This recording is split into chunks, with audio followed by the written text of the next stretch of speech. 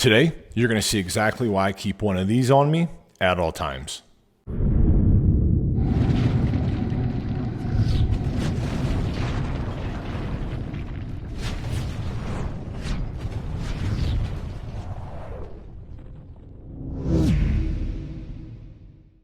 Welcome back to the channel, y'all. So today you're going to learn why I keep an AR-15 on me at all times.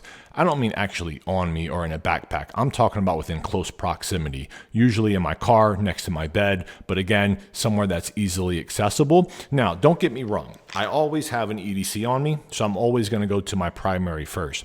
But depending on the situation, timing, distance, proximity, if I have a chance to grab my AR, I'm going to grab my AR for a couple of different reasons. The stopping power, 5.56, that's going to chop someone down really fast. Also, I'm able to shoulder it, so accuracy, and then I have an optic plus a magnifier, so distance is going to be a factor as well. But again, this is all going to be situational. In this video, you're actually going to see a couple of different learning topics that we're going to cover. One, again, it's going to be why I always have an AR near. Two, it's going to be what training does for you. And on the flip side, you're going to see the difference between a trained prepared civilian or security guard, probably former law enforcement or military, versus an untrained security officer. And then third, you're obviously going to see the devastation that an AR-15 can do during an active shooter situation. So what you're going to see here highlighted in red is the active shooter. This guy's wearing a black and gray jacket. To the right of him is going to be the security guard that he's arguing with. Again, multiple fights broke out prior to this situation that I did not show.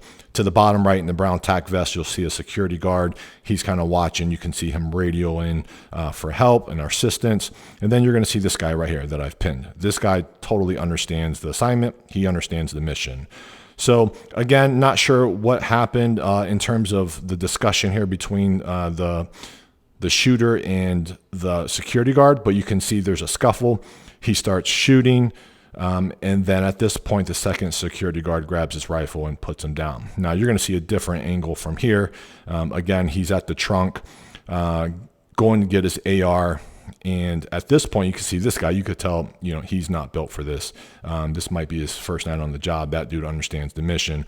But as soon as the shooting starts to happen, that security guard books it. Again, he's getting out of there. I probably would too. But again, this is the difference between trained and untrained. The second guy going in his trunk, he gets his firearm. And you can see immediately the 5.56, I'm assuming that's what it is. But some type of AR, high velocity caliber, puts him down really fast. And that's the difference. Again, accuracy, velocity, the sheer power. Doesn't take much to put that guy down. Now, you can actually see him here. He's directing. He's paying attention, situational awareness.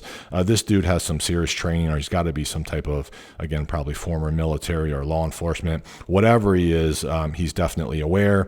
He's paying attention. He's making sure the scene is safe. He's directing. And again, his situational awareness is pretty good. And then you see this other guy again. This is probably the newbie. He's holding his gun like John Wick. He's just flashing it around.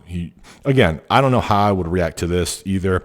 But again, you could tell this guy doesn't have much training and he's just doing what he probably sees on YouTube.